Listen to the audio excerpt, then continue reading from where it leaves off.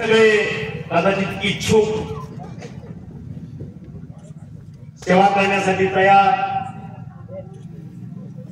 एकमेकाला मदत करण्यासाठी इच्छुक आणि या ठिकाणी बऱ्याच दिवसाचा गॅप, 1 वर्षाचा गॅप, जाकीरबाई नाही माहिती कशासाठी पण का पण मला थोडी इतिहासात येतो, आठवण करून देतो. 2019ला असंच आम्ही प्रचारात फिरत होतो. 9:30-10च्या दरम्यान मी मेन रोड वरती तिथं आमच्या मावशीच्या तिथं समोर चहाला आम्ही बसलो. बुधवरनं फिरून आल्यानंतर जाकीरबाई स्कूटीवरनं आले, माझ्या समोर तिथं स्कूटी लावले आले. म्हणले उमेदवार साहेब चहा तरी पाजा. माझ्या विरोधातला प्रचारक धाडस आणि डेअरिंग बघा माझ्या समोर येऊन बसले. म्हणजे साहेब आम्हाला चहा तरी पाजा. आम्ही बसलो, गप्पा मारल्या, चहा पाजल्या. म्हणलं काय जाकीरबाई तसं काय वाटतंय का नाही, काय चाललंय मला काय घेणं नाही. पण एक सांगतो साहेब, तुम्ही निवडून येणार आम्हाला माहिती, पण परांडा शहरातनं तुमच्यापेक्षा 1 मत तरी मी माझ्या उमेदवाराला जास्त घेऊन दाखवणार ही जिद्द द्या मला. आणि तसंच झालं ना, तसंच झालं लक्षात. त्यामुळे ह्याला म्हणायची जिगर, हे आपलंच कुठेतरी मला घ्यावं दिसते. हीच पद्धत आहे माझी. बरखड रोखोक जे असेल ते समोर हा विषय आहे. माणसं जुळतात कशी, एकमेकाचं जमतंय कसं, अण्णांनी सांगितलं. जाकीरबाईचं सावंताचं जमतं कशामुळं, हे एकाच विषयावर. दोघंही सडेतोड, रोखोक आणि छातीचा कोट करणारी माणसं आम्ही आहोत. आम्हाला कशाची भीती वाटत नाही, आम्ही कुणाला घाबरत नाही, जे होईल ते. आणि म्हणून 2024 मध्ये अण्णांनी थोडा त्याचा उल्लेख केला. गाडी तर आपल्याच, बरोबर आहे. आणि कार्यकर्ते घरी नंतर सांगायचं आपलं जसं ठरलंय तसं करा, पुन्हा सांगायची काय गरज आहे का, बरोबर आहे. काही लोकांनी सांगितलं की माझ्या अंगावर पांढरे कपडे ह्या नेत्याने घातले, मी कसं त्याच्या विरोधात काम करू, हे सांगितलं. आणि मग आज मी कुणावर टीका करणार ही गरज नाही. आणि तो इतिहास झाला, बरोबर आहे, इतिहास झालेला आहे. पण दूध का दूध, पाणी का पाणी त्याच्या हातानं झाले. सगळ्यांनी बघितलं त्यावेळेस कुणी काय केलं, कुणी काय केलं नाही. आणि आज युती, महागाई जे काय असेल, आपण तरी काही डिक्लेअर केलं नाही अजून. उपनेता म्हणून महाराष्ट्राचा, शिवसेनेचा नेता म्हणून, जिल्हा प्रमुख असेल, मी असेल, आम्ही कुठलीही घोषणा अजून केली नाही. जिल्ह्यामध्ये केली का शिवसेनेने ह्या जिल्ह्यामध्ये काही घोषणा केली का? आम्ही आघाडी करणार नाही, आम्ही युती करणार नाही, आम्ही एकला चल बोललोय का कोणी? कुणीच बोललेलं नाही. पण ज्या पद्धतीनं समोरनं वातावरण तयार झालं, एकला चलो रे, आम्ही काहीच बोललो, आम्ही आपलं पद्धत बसलो, हसलो, ठीक आहे. हे झालं जिल्ह्याचं वातावरण. एकला चलो रे, नाही कुणी अडवणार आहे? एकला चलो रे, एकला जावा इकडे, आमचं काही घेणं नाही. आता परांडा शहरामध्ये महाविकास आघाडी करणार वर्सेस सावंत वर्सेस जाकीरबाई, बाकी सगळं एक बघू दाखवून झालं. इथंच उत्तर मिळालं. ह्याच्यातच उत्तर आहे की 2024ला नेमकं ह्या लोकांनी आपल्याविषयी काय केलं सांगायची गरज नाही. आणि मग दुसरं उत्तर ह्याच्यातनं त्यांच्या कृतीतूनच मिळतंय. जाकीरबाई की सगळ्यांना एकत्र यावं लागतं, याचा अर्थ आज विजय आपला फिक्स झालेला. हे तुम्ही सांगताय, आम्ही अजून बोललो नाही, आमची कृती अजून दाखवलेलीच नाही. सुरू व्हायचं आहे. वादळापूर्वीची शांतता आहे, जे चाललंय ते वादळ यायचंय. आणखी लढाई खऱ्या अर्थानं पुढे आहे लक्षात. आणि तो विषय तुम्ही जो अर्धवट सोडला मागच्या वेळी मगाशी बोलता की 2001 काय ह्याच्यापासून आतापर्यंत 20 वर्ष मी इथं आहे. नेमकं इलेक्शनच्या तोंडाला मी एकटाच असायचो, माझा नेता गायब असायचा. ह्या ठिकाणी जाकीरबाई माझ्या कार्यकर्त्याची लढाई आहे. पहिला सावंत तुमच्या समोर असेल, त्याच्यानंतर माझी खोट असेल. त्याच्यामुळे त्याला त्याच्यात किती दम आहे दाखवून देऊ ह्या इलेक्शनला. सगळ्यांना मी चॅलेंज देतो, सगळ्यांना चॅलेंज देतो. तुम्ही साम दाम दंड सगळं काही या, बस मला दुसऱ्या नेत्याची गरज नाही, कोणाची गरज. आम्ही दोघं तुम्ही जेवढी ताकद लावायची तेवढी लावा. ही जनता तुमची अवकात आणि तुमची जागा तुम्हाला दाखवल्याशिवाय राहणार नाही. कारण ही लढाई माझी नाही. माझ्या लढाईला तुम्ही जीवाचं रान केलं. ज्या पद्धतीनं तुम्ही वागला 3-3, 4-4 वाजेपर्यंत या जाकीरबाईनं माझ्यासाठी 5 सतरंजीवरती टाकली नाही. रात्रभर जागला, दिवसभर जागला आणि ते उपकार फेडायची मला तुम्ही आज संधी देताय जाकीर.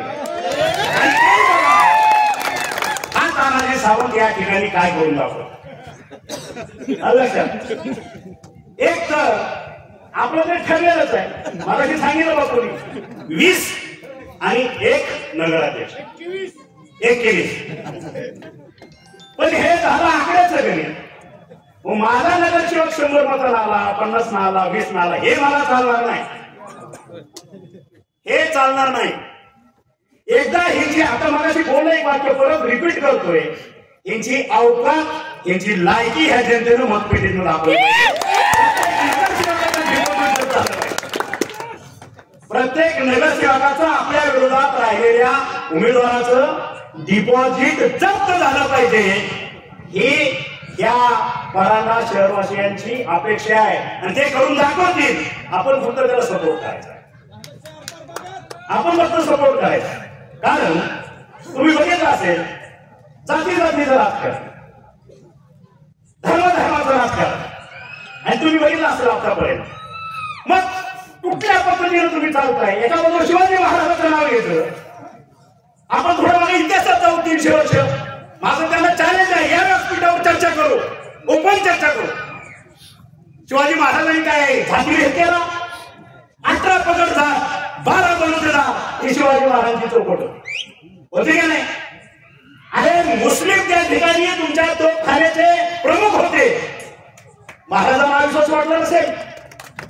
जो इथं राहतो तो हिंदू मुस्लिम, तो पाकिस्तान हरियाणा नाही का, तो आमचा आहे, तो भारतीय आहे, त्याच्या मला अभिमान आहे. बाकीचं बोलायचं नाही त्याच्यावरती. आणि तुम्ही चालवलंय का? म्हणजे स्वतःच्या स्वार्थासाठी योग्य पद्धतीने इथं नाही मुस्लिम विरोध, दुसरीकडे गेला नाही वंजारीचं आपलं जमत, तिकडे गेलं ओबीसी आपलं जमत नाही, हे मराठा डेंजर. आणि काय चाललंय काय जनता एवढी मूर्ख नाही. 18 पगडचा, 12 बलुतेदार, आज 400 पोरं माझ्याकडे दत्तक आहेत. सर्व धर्मातले, सर्व धर्मातले. त्यांच्यावरती अक्षता टाकेपर्यंत वचन मी त्यांच्या कुटुंबाला दिलेलं आहे. माणसात मनभेद करून, मतभेद करून डिवाइन अँड रूल हे चालणार नाही आणि मी ते चालू देणार. मग कुठल्याही टोकाची भूमिका घेण्याची वेळ आली, मी घेतल्याशिवाय राहत नाही, का करून दाखवलेलं आहे. आणि म्हणून पुन्हा माझ्या वाटेला द्यायचं. हे लक्षात घ्या. मी गप्प बसलो, 1 वर्ष शांत बसलो, याचा अर्थ की एक व्यथा असते माणसाची. व्यथा असते की ज्या भूमपरांडावासीसाठी 7 वर्षात जो निधी आला नाही, तो 3 वर्षात मी करून दाखवलं. जवळपास 1,5-2 हजार कोटीचा निधी आणला. भाई आपल्या परांडा शहरासाठी जवळपास 200 कोटीचा निधी आलेला आहे, आणलेला आहे, खेचून आणलेला आहे. निधी येत नसतो. तुम्ही होताच नाही इतके दिवस, सत्तेतच होता. का निधी आणता आला नाही? का विकास करता आला नाही? नाही भाई आता काय ते हे असल्यामुळे. अरे पहिली शिवजयंती जर परांड्यामध्ये साजरी केली असेल मागच्या वेळेस, ती बाईने साजरी केली. कुठे होते तुम्ही? आणि म्हणून एक वेगळ्या पद्धतीचा अजेंडा, सर्व धर्म संभाव आणि विकास, बस याच्याशिवाय मला काय नाही. भाई तुम्हाला वचन देतो, तुम्ही नगराध्यक्ष व्हाल. 3 डिसेंबरला आपण गुलाल उधळू आणि पुढच्या 1 महिन्यामध्ये परांडा शहरामध्ये, तुमच्या नगर परिषदेमध्ये कुठल्याही जातीचा असू द्या, बेरोजगार असेल त्याला रोजगार द्यायची जबाबदारी, त्याला मस्टर घ्यायची जबाबदारी ह्या तानाची एकही बेरोजगार होऊ देणार नाही. ज्याला उद्योजक व्हायचा छोटा मोठा त्यानं नावं देवी भाईंकडं 6 महिन्याच्या तिची दुकानदारी असेल, त्याचा उद्योग असेल, चालू केला नाही तर तानाजी सावंत ह्या परांड्याला परत तोंड दाखवणार. या मला समोर करा. आज तुमच्या लेकराचं तरी भलं करा. मोठा खाऊन दारू घेऊन बोंबलत फिरलेली हे तुमचे नेते, हे तुमचे नेते. संसार करावा, संसार नीट करा. अगोदर संसार नीट का करा, मग राजकारण करा. स्वतःची लेकरं चांगल्या वळणाला लावा, मग राजकारणात या. अगोदर स्वतःचं चारित्र्य नीट ठेवा, मग दुसऱ्याकडे वोट करा. हे असलं पाहिजे. तुकारामाच्या गाथेप्रमाणे हे सांगितले आपल्याला की प्रत्येक गोष्टीचा विचार हा स्वतःपासून सुरू करायचा असतो, इतरांपासून नाही. लोकांसांगे ब्रह्मज्ञान, पुढचं नाही बोलत. किती जणांना तुम्ही तंत्रज्ञान सांगणार, पण स्वतःकडे जर बघितलं, स्वतःला तरी फसवू शकत नाही. स्वतःला फसवू शकत नाही तुम्ही. आणि मग मला नगरसेवकच व्हायचंय, मला आमदार व्हायचंय, मला खासदार व्हायचंय, मला राष्ट्रपती व्हायचंय. कशाची व्हायचं? जे व्हायचंय त्याचा विचार काय, आचार काय, कशासाठी व्हायचंय हे पहिलं प्रूव्ह करा. ह्या मताचा मला एवढ्या ऑफर असताना आमदारकीच्या मी हाच जिल्हा, हाच मतदारसंघ सिलेक्ट केला का? एक दिशा होती, मागासलेपण. ह्या तालुक्याचं, ह्या जिल्ह्याचं आज विरोधक मतं देण्यासाठी अभिमानाला सांगतात, त्यांना लाजही वाटत नाही त्याची. आपल्याच पूर्वजांनी झक मारलेली आहे, जिल्हा मागासलेला ठेवलेला आहे. देशात 3 नंबरचा मागासलेला जिल्हा, छातीमा असं कॉलर ताट करून सांगतात, लाज वाटत नाही त्यांना. देशात 3 नंबर मागासलेला जिल्हा कुठला? धाराशिव जिल्हा. आणि त्यात मागासलेला तालुका मतदारसंघ भूमपरांडा. अधिकाऱ्यांचा क्लास बघा, कुठल्या क्लासचे अधिकारी या ठिकाणी टाकले जातात. एक तरी यायलाच नको म्हणतात, आता तरी येतात. पूर्वी काय होता मग तुम्हाला माहित आहे, जाकीरबाई तुम्हालाही माहित आहे. या ठिकाणी चहा घ्यायलाच कोणी येत नाही. काय अवस्था होती. आणि मग तुम्हाला आमदार व्हायचं आहे, खासदार व्हायचं आहे, सगळं मान्य. लोकांच्या व्यथा काय, लोकांची मागणी काय. आज घरटी एक माणूस आपण इथं जगायला बाहेर गेलेला आहे. का तुम्ही त्यांना इथं आणत नाही? का त्याचं हित पुनर्वसन करत नाही? का तुमच्यात ती ताकद नाही? का ते तुमच्यात धमक नाही? आणि म्हणून हे कुठेतरी बदलायचं आहे. तो व्रत घेऊन आम्ही निघालेली ही मंडळी आहे. आणि मला वाटतं हे चुकीचं नाही. आणि त्यासाठी त्या परांडा नगरीतील, परांडा शहरातील प्रत्येक नागरिक, प्रत्येक मतदार माझ्या या आव्हानाला प्रतिसाद दिल्याशिवाय राहणार नाही, याची ग्वाही मला याची शाश्वती. बरेचसे विचार आहेत, खऱ्या अर्थाने जेव्हा बिघून आहेत त्यावेळेस आपण आपला जाहीरनामा घेऊन येतोय. तो जाहीरनामा मी आज नाही सांगत, प्रिंटिंग आल्यानंतर त्याचं ओपनिंगला परत आम्हीच असू. हा परांडा शहराचा जाहीरनामा पटलं तर होय मला. हा परांडा शहराचा जाहीरनामा समोरच्याचाही जाहीरनामा येईल. आणि मला वाटतं सर्व नागरिकांनी आणि माझ्या पत्रकार बंधूंनी दोन्ही जाहीरनामे बघावे आणि वास्तव सत्यता कशात आहे आणि याचा इतिहास काय हा पडताळून बघावा आणि मग निर्णय घ्या मताचा. मी असं म्हणणार नाही तुम्ही आम्हालाच मतं द्या, आमच्या कामाला मतं द्या. आम्ही सेवक आहोत, आम्ही सेवक आहोत, बस एवढंच सांगेल. तुम्ही बघितलं असेल मित्रांनो, एक चुरक सांगतो कामात. 2022ला पहिलं अभियान आरोग्यमंत्री म्हणून राबवलं, माता सुरक्षित घर सुरक्षित. माने साहेब राबवलं कितीला? 2022 डेट. आणि आपले भारताचे लाडके पंतप्रधान त्यांच्या वाढदिवसा दिवशी भाजपनं जे देशभर अभियान राबवलं, काय होतं ते आठवा. फक्त हिंदी ट्रान्सलेशन आहे त्या वाक्याचं, शब्दाचं. म्हणजे जे देशव्यापी पक्षाला, भारतभर त्यांचं सत्ता आहे त्या पक्षाला जे त्यांनी 2024-25ला राबवलं ते शिवसेनेच्या एका कार्यकर्त्याला 2022 साली राबवलेलं. माता सुरक्षित घर सुरक्षित.